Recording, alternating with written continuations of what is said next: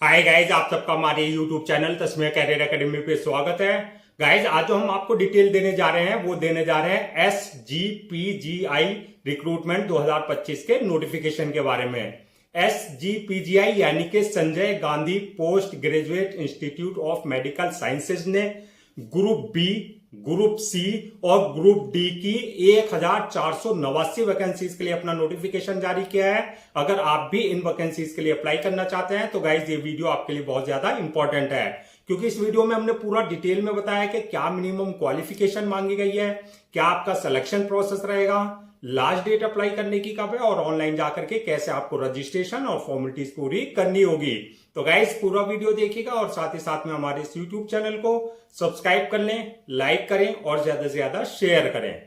तो गाइस सबसे पहले बात करते हैं इनकी ऑफिशियल वेबसाइट की। इनकी जो ऑफिशियल वेबसाइट है वो है www.sgpgims.org.in, जहां पर जाकर के आपको रजिस्ट्रेशन और फॉर्मेलिटीज पूरी करनी होगी। रिक्रूटमेंट अथॉरिटी जो रहेगी आपकी SGPGI रहेगी, यानी कि आपका Sanjay Gandhi post graduate institute of medical sciences ही जो है आपकी रिक्रूटमेंट अथॉरिटी रहेगी। पोस्ट नेम की अगर बात करें तो उसमें ग्रुप बी, ग्रुप सी और ग्रुप डी की वैकेंसीज रहेंगी, जिसमें जो है आपका नर्सिंग ऑफिसर्स की पोस्ट रहेंगी, जूनियर अकाउंटेंट्स की पोस्ट रहेंगी, टेक्निकल ऑफिसर्स की पोस्ट रहेगी, स्टोर कीपर्स की पोस्ट रहेगी, स्टेनोग्राफर की पोस्ट रहेगी। इसके अलावा जो है अदर्स कई सारी पोस्ट रहेंगी। जेंडर की बात करें तो मेल एंड फीमेल यानी कि man and women both can apply for these vacancies है। टोटल वैकेंसी जो आपका 1489 वैकेंसीज के लिए नोटिफिकेशन जारी किया गया है, जिसमें से जो है आपका 1200 वैकेंसीज यानी कि 1200 पोस्ट जो रहेंगी वो आपकी नर्सिंग ऑफिसर्स की रहेगी। इसके अलावा जो है अदर्स पोस्ट रहेंगी। जॉब लोकेशन की बात करें तो सिलेक्शन होने के बाद जो आपका लखनऊ यानी कि यूपी में आपका SGPGI है, वहां पर आपकी पोस्टिंग दी जाएगी। अप्लाई मोड की बात करें तो आपका ऑनलाइन रहेगा, ऑफलाइन किसी तरह का कोई कम्युनिकेशन या कॉरेस्पॉन्डेंस नहीं किया जाएगा। रजिस्ट्रेशन जो स्टार्ट हो गए हैं वो 18 जून 2025 से रजिस्ट्रेशन स्टार्ट हो चुके हैं और लास्ट डेट जो रहेगी रजिस्ट्रेशन की यानी कि अप्लाई करने की वो रहेगी 18 जुलाई 2025। तो 18 जुलाई 2025 से पहले पहले आपको उनके ऑफिशियल पोर्टल पर जाकर के अपना रजिस्ट्रेशन और फॉर्मेलिटीज पूरी कर लेनी है। नेक्स्ट बात करते हैं आपका रिटर्न एग्जाम डेट की। तो रिटर्न एग्जाम डेट अभी कोई भी डेट जो है अनाउंस नहीं की गई है। इनकी ऑफिशियल वेबसाइट पर जो है रिटर्न एग्जाम डेट जल्दी ही अनाउंस कर दी जाएगी। एडमिट कार्ड की अगर बात करें तो एडमिट कार्ड जो भी इनकी रिटर्न एग्जाम डेट आएगी उससे जो है एक हफ्ते पहले जो आप अपना इनकी ऑफिशियल वेबसाइट से रिटर्न अपना एडमिट कार्ड जो है डाउनलोड कर सकते हैं। नेक्स्ट बात करते हैं कि आपकी एप्लीकेशन फीस क्या रखी गई है। तो एप्लीकेशन फीस की अगर हम बात करें तो इसमें जो अगर आप जनरल, OBC या EWS इस कैटेगरी में आते हैं तो आपके लिए एप्लीकेशन फीस 1180 रुपए रखी गई है, और अगर आप SC ST इस कैटेगरी में आते हैं तो आपके लिए एप्लीकेशन फीस जो है 708 रुपए रखी गई है। पेमेंट मोड की अगर बात करें यानी कि जो आपकी एप्लीकेशन फीस रहेगी उसका जो पेमेंट मोड रहेगा वो ऑनलाइन रहेगा, यानी कि at the time of registration आप अपने debit card, credit card, net banking, UPI, IMPS या जो भी पेमेंट गेटवे वहां पर होगा उसके थ्रू जो आप अपनी एप्लीकेशन फीस जो है डिपॉजिट कर सकते हैं।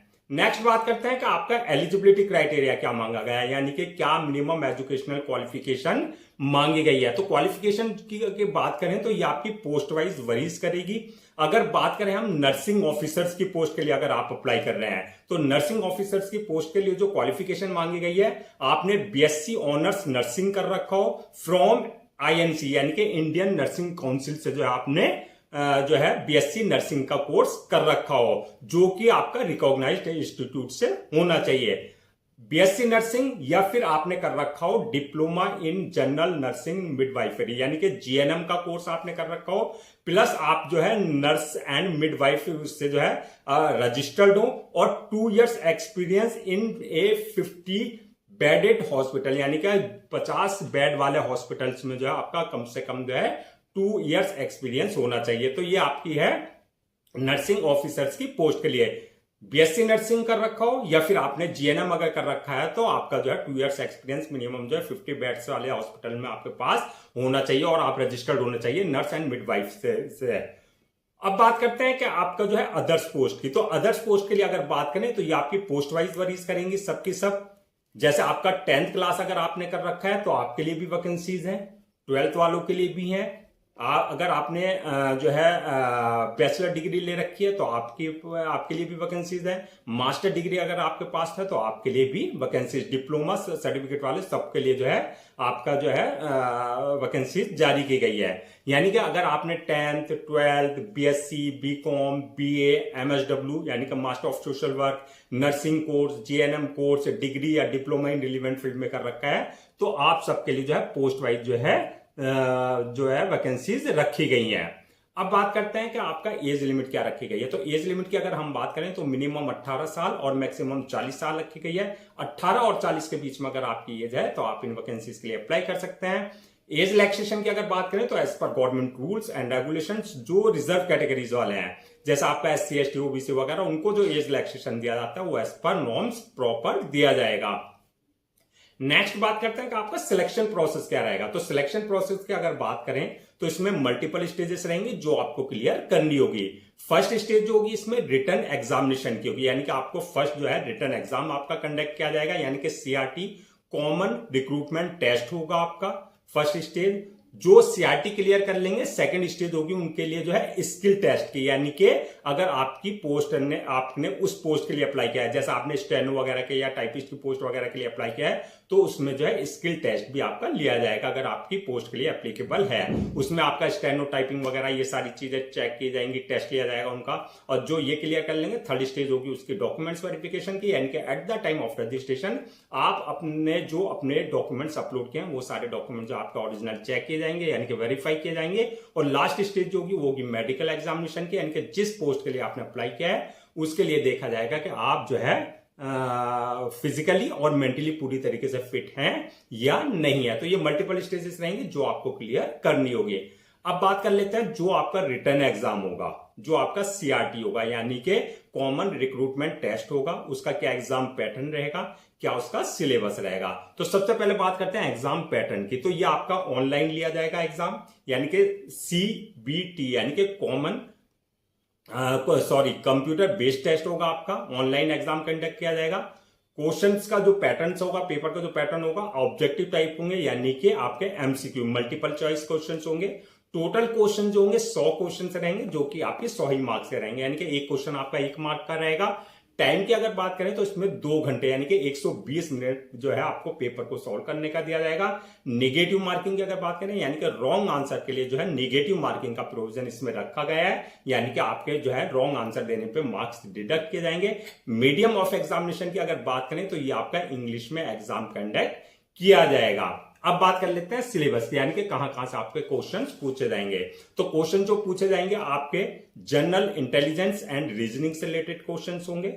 दूसरा आपका इंग्लिश लैंग्वेज से रिलेटेड क्वेश्चंस होंगे। थर्ड आपका जनरल अवेयरनेस से रिलेटेड क्वेश्चंस होंगे।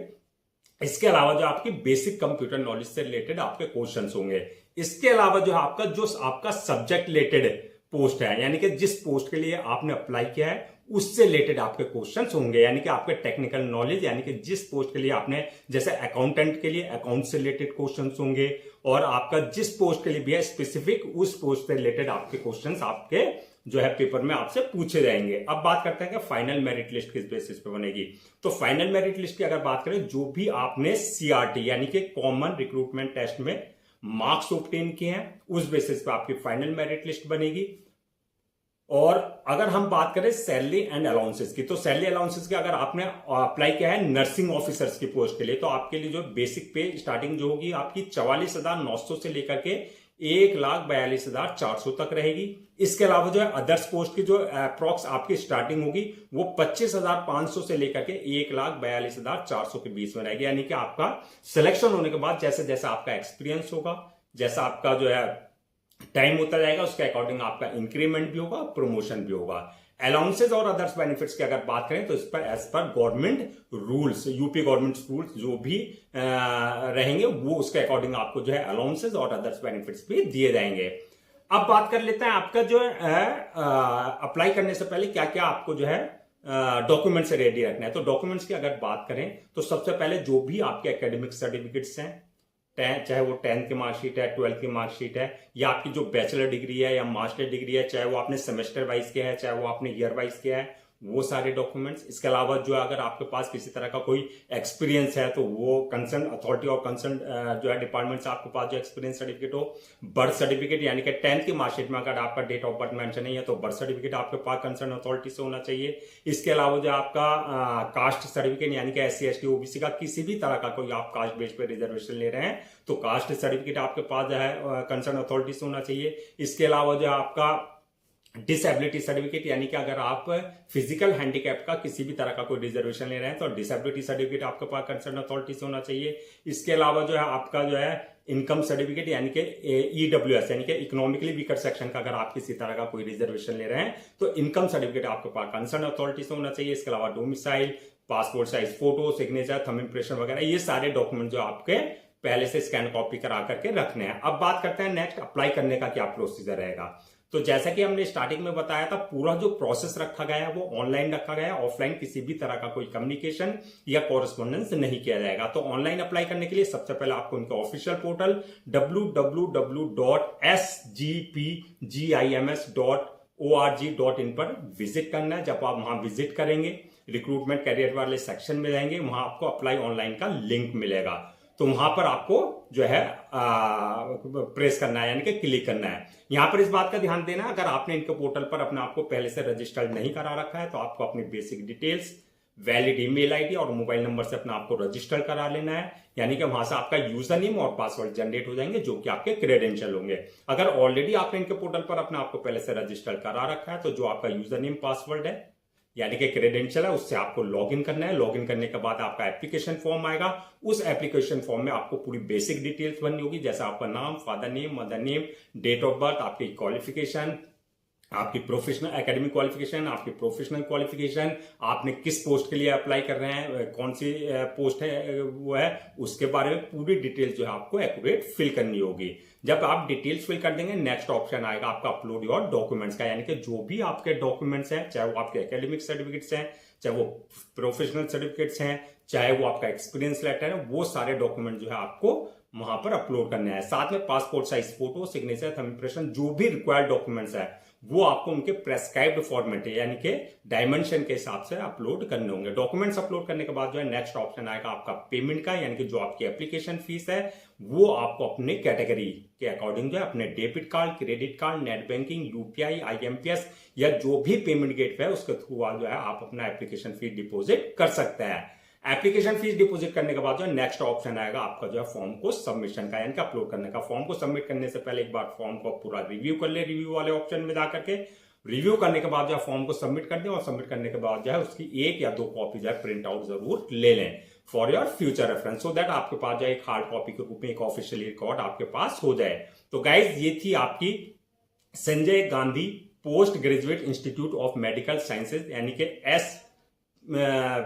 SGPGI की आपकी जो है रिक्रूटमेंट 2025 के नोटिफिकेशन की डिटेल जो कि आपका नर्सिंग ऑफिसर्स और अदर्स पोस्ट के लिए जारी की गई थी। आई होप आपके सारे डाउट्स क्लियर हो गए। अगर अब भी आपको किसी तरह का कोई डाउट है, क्वेरी है या कंफ्यूजन है तो आप हमसे कमेंट सेक्शन में पूछ सकते हैं, हम उसका रिप्लाई जरूर देंगे। मैं एक बार फिर से रजिस्ट्रेशन डेट और लास्ट डेट रजिस्ट्रेशन की रिमाइंड करा देता हूं सो दैट आप उसे नोट डाउन कर लें।